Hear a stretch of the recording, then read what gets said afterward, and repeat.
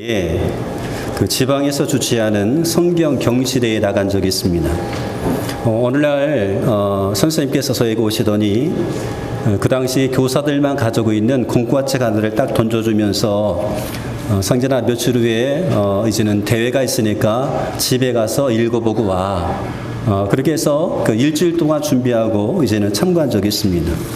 52주 되는 공과책의 내용을 다 읽었고요. 근데 그렇게 해서 이제 대회에 나갔는데 입상하지 못했습니다. 등수 안에 들지를 못했지요. 그래도 선생님들께서 저에게 가능성을 보았는지 그 다음에 6학년 때에도 마찬가지로 공과책 하나를 딱 던져주면서 경시대회가 있으니까 준비해 와라. 그러니까 지방에서 이제 경시대회를 하고 1등, 2등만 전국대회에 이제 나가는 것이었습니다. 공과를 이제 보고 성경 그 내용을 보면서 이제 준비를 하는데 공과 내용은 그렇게 어렵지 않았습니다. 문제는 뭐냐면 요절이었습니다. 모든 등수의 판가름은 52개의 요절을 다 외웠느냐 아니면 외우지 못했느냐에 대해서 판가름이 났는데 52주의 그 성경 구절을 다 외운다는 것은 결코 쉬운 일이 아니었습니다. 그래서 제가 1등, 2등 했으면 좋겠는데 1등, 2등 하지 못했어요. 요절을 다 외우지 못해서 그렇죠. 그런데 그때 제가 5학년, 6학년 때 그 공과를 가지고 선생님들만 가지고 있는 공과책이었어요. 그 공과책을 52주의 공과책을 다 보면서 그때 상당한 성경 지식을 이제 얻게 되었습니다. 그리고 이제 중학교에 올라갔는데 중학교 때에는 제가 있을 85년, 86년도쯤 되는 것 같아요. 그때쯤 되죠? 연도를 잘 모르겠는데 하여튼 그 정도 아닌가요? 82, 3년도가 되나 보다. 그때는요 어떤 붐이 있었는가 하면 저희 학생들 사이에 그 통신으로 성경 공부를 하는 그런 이제 것들이 굉장히 유행처럼 번져졌습니다. 그래서 어느 단체인지는 모르지만 그쪽에서 연락을 하면 성경 그 문제집을 보내주는 거예요. 아주 이렇게 문제집 보내주면 그 문제집을 가지고 일주일 동안 열심히 이제 성경책을 보면서 푸는 겁니다. 풀고 다시 보내면 그 단체에서 그 채점하고 채점 결과와 함께 또 다른 그 성경 문제집을 저에게 보내주는 거였어요. 그렇게 이제 성경을 공부를 하면서 많은 지식을 얻었던 것 같습니다. 그리고 나서 제가 정말로 성경에 대해서 많이 알았던 그런 시절이 있었는데요. 그때는 바로 고등학교 때였습니다. 고등학교 1학년 올라가고 나서 제가 이제 교회학교 부장 선생님에게 부탁을 드렸어요. 선생님, 저 교사하고 싶어요. 저 주일학교 교사하고 싶어요. 교사가 좀 되게 해달라고 이렇게 막 부탁을 드렸습니다. 고등학교 올라갔는데 올라가자마자 교사한다고 하니까 그런 법은 없었거든요. 그런 적은 없었거든요. 안 된다라고 하시더니 어떻게 해서 저를 이제 교사로 이렇게 임명을 해주셨어요. 그러면서 그 당시 주일학교, 교회학교 2학년 아이들을 가르치면서 제가 굉장히 많은 성경적인 지식을 가지게 되었습니다. 제가 알고 있다고 생각했는데 가르치다 보니까 모르는 것이 다 많았습니다. 막히는 부분들이 많이 있었어요. 가르치다가 막히는 부분이 있으면 어떡합니까? 그 막히는 부분을 해결하기 위해서 책을 보기 시작하는 거예요. 성경에 관련된 책을 보기 시작합니다. 근데 그런 책을 읽으면서도 역시 문제가 해결되지 않으면 그때는 담당 교육자, 전도사님에게 찾아가가지고 묻는 거예요. 성경에 이런 내용이 있으니까 이런 내용이 어떻습니까? 라고 말하면서 질문을 하고 답도 듣고 토론도 하면서 굉장히 많은 그 성경 지식을 가지게 되었습니다. 그런 과정을 통해서는 성경을 좀 더 많이 알게 되었고 그리고 좀 더 정확하게 아이들을 가르칠 수가 있게 되었습니다. 저는 먼저 배웠고 또 배운 것을 가르치면서 더 많은 배움을 얻게 되었습니다. 가르친다고 하는 것은요 우리가 배울 수 있는 가장 좋은 방법일 것 같습니다. 우리나라 속담에 배워서 주나라고 하는 그런 이제 속담이 있습니다. 어떤 내용이든지 배우고 나면 자기에게 유리하게 이용될 것이기 때문에 열심히 배우라라고 하는 거예요. 근데 요즘에는 배워서 주나 이 말이 어떻게 해요? 배워서 주자 이렇게 바뀝니다. 우리가 배운 것을 남을 주어야 된다라고 하는 거죠. 특별히 기독교인은 그렇게 해야 됩니다. 그리스도인은 그렇게 해야 됩니다. 우리가 배운 것이 있다고 한다면 배운 것을 다른 사람을 주어야 됩니다. 다른 사람을 위해서 사용해야 되는 거죠. 그것이 바로 배움의 목적이라고 할 수 있습니다. 배움의 목적은 단순히 배우는 것에서 그치는 것이 아니라 그 배움은 그 누군가를 가르치고 누군가에게 전해주는 것으로 이어져야 됩니다. 배워서 남 좋아해야 됩니다. 그것이 바로 우리가 해야 될 사명이기도 합니다. 성경에 보면 예수님을 향하여서 좋은 선생님이라고 부르는 장면을 많이 볼 수가 있어요. 예수님 앞에 왔던 사람들이 선한 선생님이요, 라비요라고 그렇게 부르잖아요. 왜냐하면 예수님께서 공생애를 시작하시면서부터 가르치는 사역을 하셨습니다. 천국 복음을 전파하셨고 고치는 사역도 하셨지만 그 중에 하나 대표적인 사역이 가르치는 그런 사역이었어요. 거리 있는 말씀을 가지고 가르치셨습니다. 그래서 예수님을 따르는 제자들은 물론 또 무리들까지도 예수님 앞에 왔을 때에 예수님을 향하여서 랍비, 선한 선생님이라고 부르는 그런 장면을 보게 됩니다. 예수님은 진리를 가르치셨죠. 근데 여러분, 예수님께서 진리를 가르치셨을 뿐만 아니라 예수님은 진리 그 자체이셨습니다. 요한복음 14장 6절에 보니까 내가 곧 길이요 진리요 생명이다 라고 말씀하셨어요. 예수님은 진리를 가르치셨어요. 근데 진리만 가르친 것이 아니라 예수님이 진리 그 자체였다라고 하는 거죠. 진리 그 자체였던 예수님께서 제자들을 부르시고 가르치셨습니다. 왜 그렇게 하셨습니까? 그렇게 하신 목적이 있습니다. 가르침을 받은 그 제자들이 그 배움을 받고 가르치게 하기 위해서 가르치신 거예요. 마태복음 28장에 보니까 그런 말씀이 있습니다. 예수께서 나와 말씀하여 이르시되 하늘과 땅의 모든 권세를 내게 주셨으니 그러므로 너희는 가서 모든 민족을 제자로 삼아 아버지와 아들과 성령의 이름으로 세례를 베풀고 내가 너희에게 분부한 모든 것을 가르쳐 지키게 하라 라고 말씀하셨어요. 내가 너에게 분부한 모든 것을 가르쳐 지키게 하라. 그러므로 예수님께서 제자들을 부르시고 가르치신 목적이 있다라고 한다면 모든 사람을 가르치게 하게끔 하시기 위해서 부르시고 그들을 가르치셨던 겁니다. 그러므로 우리가 배운 것이 있다고 한다면 배움으로 끝나는 것이 아니라 가르쳐야 됩니다. 받은 은혜가 있다고 한다면 은혜로 머무는 것이 아니라 그 은혜를 어떻게 합니까? 나누어야 된다는 거죠. 마태복음 13장은 천국 비유의 장입니다. 13장에는 천국에 대한 여러 가지 비유의 말씀이 있죠. 씨 뿌리는 비유, 가라지 비유, 겨자씨 비유, 누룩의 비유, 밭에 감추어진 보화의 비유, 좋은 진주를 구하는 상인의 비유, 그물의 비유 이렇게 나옵니다. 7가지 비유가 나옵니다. 근데 오늘은 그 마지막 비유 8번째 비유를 말씀하셔요. 예수님께서 7가지 비유의 말씀을 하신 다음에 제자들에게 물으십니다. 얘들아, 너희가 이 모든 것을 깨달았느냐? 라고 물으셔요. 천국의 비유의 말씀을 하시고 제자들에게 물으시는 거예요. 너희가 이제 알겠느냐? 깨달았느냐? 제자들이 이 질문에 답합니다. 예, 그렇습니다. 우리가 이제는 깨달았습니다. 라고 말합니다. 그러자 그러한 제자들 향하여서 예수님께서 뭐라고 말씀하시는가 하면 너희는 천국의 제자된 서기관이다 라고 말씀하십니다. 52절 말씀 가다 보니까 그러므로 천국의 제자된 서기관마다 마치 새것과 옛것을 그 곳간에서 내오는 집주인과 같으니라. 이제 너희는 천국의 제자다. 천국의 비밀을 아는 허락된 천국의 제자이다. 마치 새것과 옛것을 그 곳간에서 내오는 집주인과 같다라고 말씀하셔요. 너희가 이것을 깨달았느냐? 예, 깨달았습니다. 너희가 천국의 곳간에서 이것저것을 꺼내오는 집주인과 같아. 너희는 천국의 제자된 서기관이다 라고 제자들에게 말씀하십니다. 예수님께서 말씀하신 이 집주인은요, 엄청난 부자였습니다. 곳간을 가지고 있는 엄청난 부자였어요. 곳간을 열어서 모든 쓸 것을 나눠줄 수 있는 엄청난 부자였습니다. 이 집주인의 곳간에는요, 오래된 골동품도 있었고 새로운 그런 아주 물건도 이제 가지고 있었습니다. 그 곳간에 모아둔 것은 가치 없는 것들이 아니었습니다. 굉장히 가치 있는 것들을 그 곳간에 모아두었다는 말이죠. 영어 성경에 보면 그 곳간에 모아둔 것을 향하여서 보물이라고 그렇게 표현하고 있어요. 그러니까 그 곳간에 있는 것은 오래된 보물, 새로운 보물이 그 곳간에 가득해 있었다는 거죠. 근데 그 집주인이 그 곳간의 문을 딱 여는 겁니다. 문을 열고 그리고 그 곳간에서 무엇을 가지고 나오는가 하면 보물을 가지고 나옵니다. 왜 가지고 나왔을까요? 나를 과시하기 위해서, 자랑하기 위해서 곳간의 보물을 가지고 온 것이 아니라 나눠주기 위해서 가지고 온 겁니다. 집주인이 굿간물을 열었어요. 그리고 보물을 가지고 옵니다. 야 봐라, 나 이 오래된 골동품 있고 새로운 골동품 있어 라고 말하면서 막 자랑하기 위해서 가지고 온 것이 아니라 그 보물을 어떻게 해요? 나눠주기 위해서, 주기 위해서 가지고 나왔다는 겁니다. 그리고 예수님은 아낌없이 제한받지 않고 나눠줄 수 있습니다. 왜냐하면 그 곳간에는 무한한 보물이 있기 때문이었습니다. 예수님을 믿는 사람은요, 곳간을 열어 나눠주는 집주인과 같습니다. 우리는 천국을 소유한 하나님의 자녀라고 하는 그런 마인드를 우리가 가지고 있어야 돼요.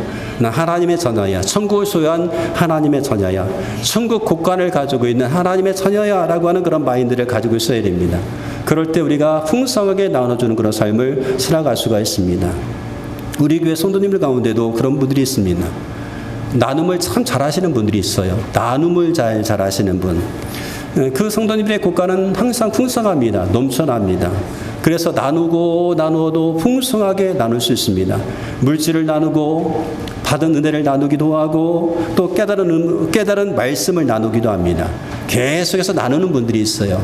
내게 주신 은혜를 나누고 내게 주신 물질을 나누고 내게 주신 건강을 나누는 그런 분들이 있어요. 근데 그렇게 나누어도 없어지는 것이 아니라 하나님께서 어떻게 역사하시는지 계속해서 채워주십니다. 그래서 계속해서 풍성하게 나누는 그런 성도들이 있다는 사실은 너무나 감사한 일입니다. 예수님께서 말씀하신 이 주주는 누구입니까? 천국의 제자된 서기관입니다. 누구를 향하여서 천국의 제자된 서기관이라고 했는가 하면 이 본문의 이 말씀을 가지고 여러 가지 의견이 있어요. 서기관 중에서 천국의 제자된 사람이다. 또 기독교 공동체에 들어왔던 유대 사람이다. 또 교회 안에서 유대인 서기관과 같은 일을 하는 그리스도인이다 라고 하는 그런 주장들이 있습니다. 그러나 본문에서 말하는 천국의 제자된 서기관은 그런 사람 말하는 것이 아닙니다. 물론 그런 사람들도 천국의 제자된 서기관이 될 수는 있어요. 그러나 예수님께서 말씀하신 분은 그런 분들이 아닙니다. 표준 세번역에 보면 이 본문을 어떻게 풀이해놨는가 하면 하늘나라를 위하여 훈련받은 율법학자, 공동 번역을 보니까 하늘나라의 교육을 받은 율법학자, 현대인 성경입니다. 하늘나라의 가르침을 받은 율법학자라고 그렇게 이제 표현하고 있습니다. 그러니까 다른 말로 말하면 이 천국의 제자된 서기관은요, 하늘나라를 위해서 하늘나라의 가르침을 받은 사람들을 말합니다. 하늘나라의 교육을 받고 깨달은 사람을 향하여서 천국의 제자된 서기관이다라고 말을 하는 거예요. 예수님을 통해서 천국을 배웠어요. 예수님을 통해서 하나님 나라가 어떤 나라인지 알게 되었습니다. 그 나라를 알고 깨달은 사람이 천국의 제자된 서기관입니다. 그리고 이 천국의 제자된 서기관은 그 사명이 있는 거예요. 어떤 사명입니까? 서기관이 사명이 있다는 거예요. 서기관의 사명.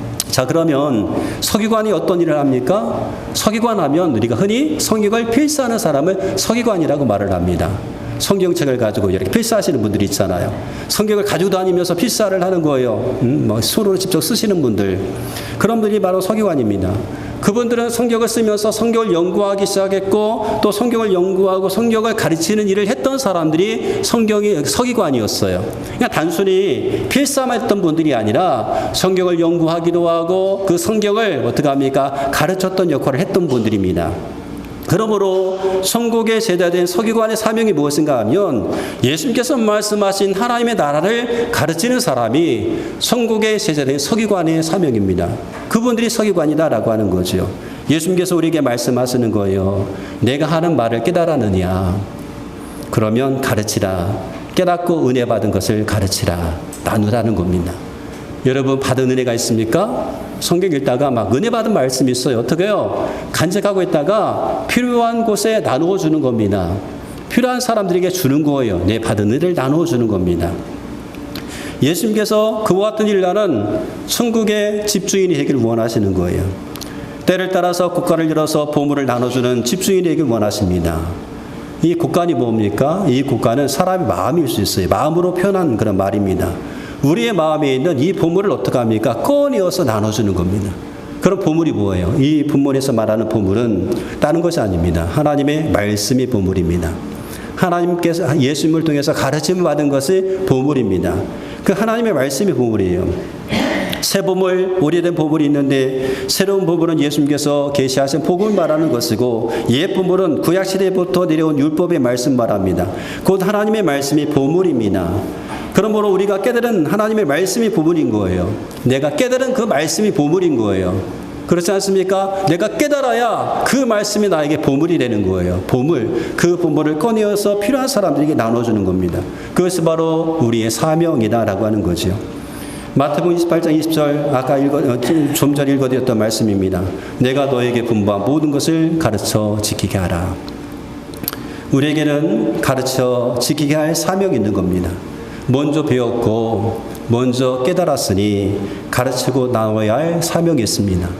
우리가 깨달은 말씀이 있고 우리가 배운 말씀이 있다라고 한다면 그것을 하나님의 나라를 위해서 꺼내어서 사용하는 겁니다. 나누어 주는 겁니다. 우리가 이 사명이 있다는 거죠. 여러분에게 그와 같은 사명이 있습니다. 저에게도 이 사명이 있고 우리 모두에게 이와 같은 사명이 있습니다. 우리는 이 사명을 감당할 수 있습니다. 그런데 사명은 있는데 사명도 있고 사명을 감당할 수 있는데 이 사명을 감당하지 않는 것은 옳은 일이 아닙니다. 우리가 주님을 위해서 무엇인가 할 수 있는데 주님의 나라를 위해서 무엇인가 지금 내가 할 수 있는데 할 수 있는 것이 많은데 아무것도 하지 않는 것은 감히 말씀드리자면 그것은 죄를 짓는 겁니다. 주님을 위해서 주의 나라를 위해서 내가 무엇인가 할 수 있는데 할 수 없는 것이 아니고 할 수 있는데 할 수 있음에도 불구하고 아무것도 하지 않는 것 그것은 죄를 짓는 겁니다. 영화 로벨의 장군이라는 영화가 있습니다. 독일 나치 정권에 그 항거하는 레지스탕스 저항 운동가들의 삶을 그린 작품입니다.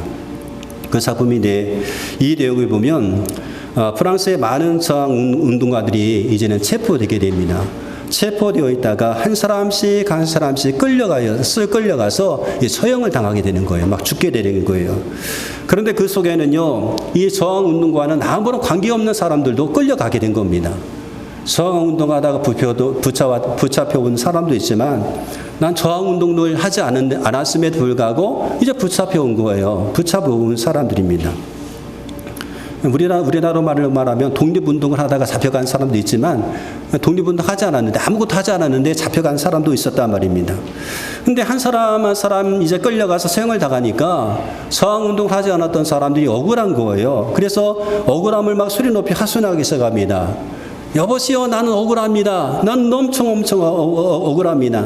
나는 저항운동과는 아무런 관련이 없는 사람이에요. 나는 그저 장사하면서 돈을 버는 사람에 불과할 뿐입니다. 그럼 내가 왜 죽어야 됩니까? 나를 살려주시오. 난 억울합니다. 라고 외치기 시작합니다. 그런데 그때였습니다. 그때 함께 갇힌 그 레지스탕스 한 사람이 이렇게 말을 하는 거예요. 당신이 아무것도 하지 않았다고 말했습니까?